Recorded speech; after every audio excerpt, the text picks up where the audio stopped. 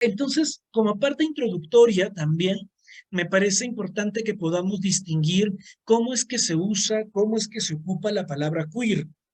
Creo que para muchas personas sigue siendo una cosa muy lejana, y bueno, pues para otras personas les suena a moda, ¿no? Creo que Argentina, así como tiene la apertura para muchos temas, también ha habido mucha gente conservadora que se ha burlado totalmente de estas luchas. Creo que cuando hablamos de queer o queer, tenemos que insistir que se puede ocupar esta palabra tanto como sustantivo, como adjetivo y además como verbo. Esto es importante porque se han acuñado nuevas expresiones en español como queerizar, que tienen que ver con una actitud política. Y creo que es importante tener en cuenta esto. La palabra queer, como lo es la palabra puto, como es la palabra maricón, leca, lencha, ha funcionado como insulto en el inglés. La palabra está relacionada con lo chueco, con lo torcido, mientras que lo straight, lo heterosexual sería lo correcto, la línea recta, lo queer implicaría torceduras. Esta palabra ha servido eh, como una suerte de también de apropiación y resignificación en los espacios públicos. Por eso es de que ha adquirido mucha fuerza en los activismos. Podríamos entonces decir que como sustantivo la palabra queer tiene que ver con pues maricón, homosexual, gay, aunque en estos momentos hacemos una distinción importante. No todo lo queer tiene que ver con lo gay. Esto es importante tenerlo en cuenta porque lo gay es solamente una de las identidades del acrónimo. Lo queer implica una posición político-ética que va más allá de lo gay. Maricón, marica, homosexual, son otras palabras que pueden ayudar a traducir de alguna manera lo queer, pero muchas de estas han sido abandonadas o han sido también tomadas más en cuenta de acuerdo a los contextos. Por ejemplo, la palabra homosexual es una palabra que se acuña en el campo médico y que por esa razón muchos activistas han dejado de ocuparla, ¿no? Porque habla de una patologización. En el caso, por ejemplo, también de que la palabra homosexual implicaba tanto hombres que sienten atracción por hombres como mujeres que sienten atracción por mujeres, pues es una suerte también de invisibilización de las identidades lesbianas. Entonces, la palabra homosexual es una palabra que existe, que tiene una genealogía muy concreta, pero que también tiene críticas fuertes. Existen otras como homofilia, homotropía, pero que no han calado mucho en los activismos y más bien muchas de estas han servido para penalizar o para patologizar. El caso, en el caso de la palabra maricón, marica, playo, puto, viado en portugués. Eh, Creo que es una mejor traducción, una de las muchas mejores traducciones que tiene la palabra queer, porque al igual que en el inglés, han sido ocupadas muchas veces como insulto. Aquí seguro que muchas personas hemos escuchado cómo es que se dice a las personas maricón, marica, para separarlos de los grupos y para poder insultarles. Y es interesante cómo muchos activismos, como particularmente el de Bolivia, ¿no? Que hablan de nación marica como una suerte de reivindicación, incluso también postcolonial, decolonial y descolonial.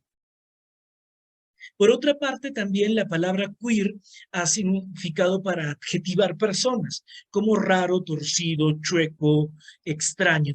Y una forma muy bonita que tiene la palabra queer tiene que ver como verbo que significa pues perturbar, molestar, joder, desestabilizar.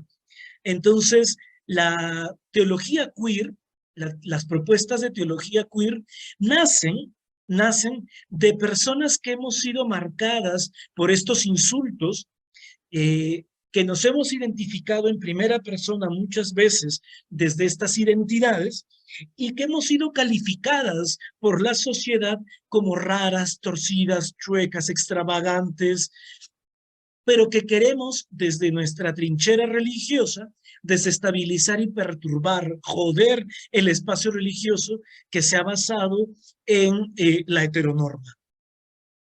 Esto es un poco para que tengamos en cuenta lo que es lo que implica lo queer, para que sepamos un poco la genealogía de esta palabra y cómo es que se va a ocupar en los estudios teológicos.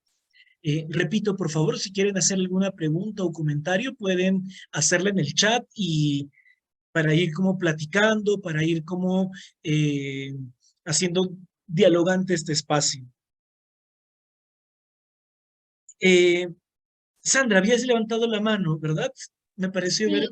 Porfa. una consulta chiquita. Cuando mencionas que lo queer implica una posición política y teniendo en consideración que es junio, no sé si en Argentina y en México, pero por lo menos en esa parte de América Latina, Perú está con todo el tema del orgullo gay y demás. em, ¿Qué diferencia, o sea, o qué crítica se puede plantear desde las posiciones queer a, por ejemplo, estas marchas, Manifestaciones, sí. manifestaciones, claro? Creo que me viene muy bien tu pregunta y creo que ayuda mucho a hacer la distinción entre lo gay y lo queer. Creo, y una de las críticas importantes dentro de los activismos ha sido de que lo gay ha capturado de alguna manera todas las otras identidades, ¿no? Entonces, la idea de que lo gay puede representar a lo lésbico, a lo no binario, y es más, de alguna manera, por ser cuerpos masculinos, tenemos mayor visibilidad que otros cuerpos. Entonces, una de las críticas desde lo queer tiene que ver en cómo lo gay ha sido capitalizado.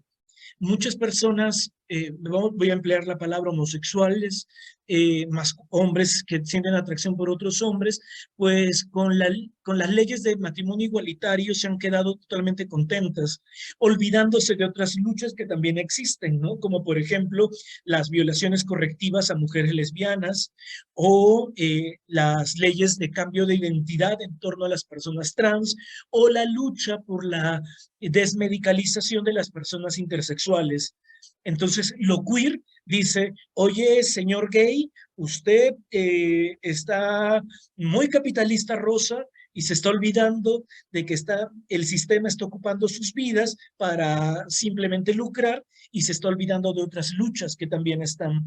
En México existe, además de la Marcha del Orgullo en junio, que es la clásica, me parece que en octubre existe la marcha radical, que nace, que también tiene Argentina, Perú no la tiene, y que significa justamente todas aquellas personas que no quieren participar de una marcha que está asociado con las discotecas, con los bancos, ¿no? O sea, tienes a Santander con la bandera del orgullo cuando no tienen capacitación a su personal, por colocar un ejemplo, ¿no? Y puede ser Santander o cualquier otro. Entonces, creo que lo queer eh, sí es una forma muy política de cuestionar, ¿no? Entonces, la idea esta, y María Alejandra lo coloca aquí, y sí, está bien plantear estas preguntas desde ya, ¿qué implica descolonización? ¿Qué implica desestabilizar? Son expresiones muy políticas, ¿no? Que se ocupan desde los activismos.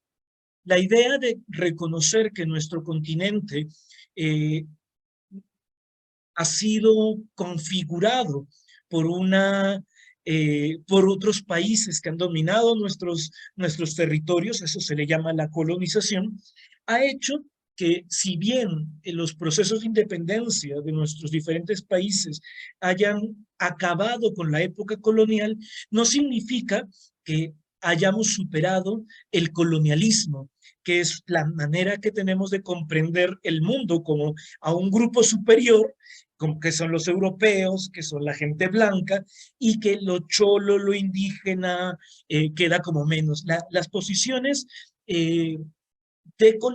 decoloniales implican cuestionarnos por qué hemos hecho ciencia, por qué hemos hecho conocimiento solo desde Europa, solo desde Estados Unidos y no desde nuestros pueblos.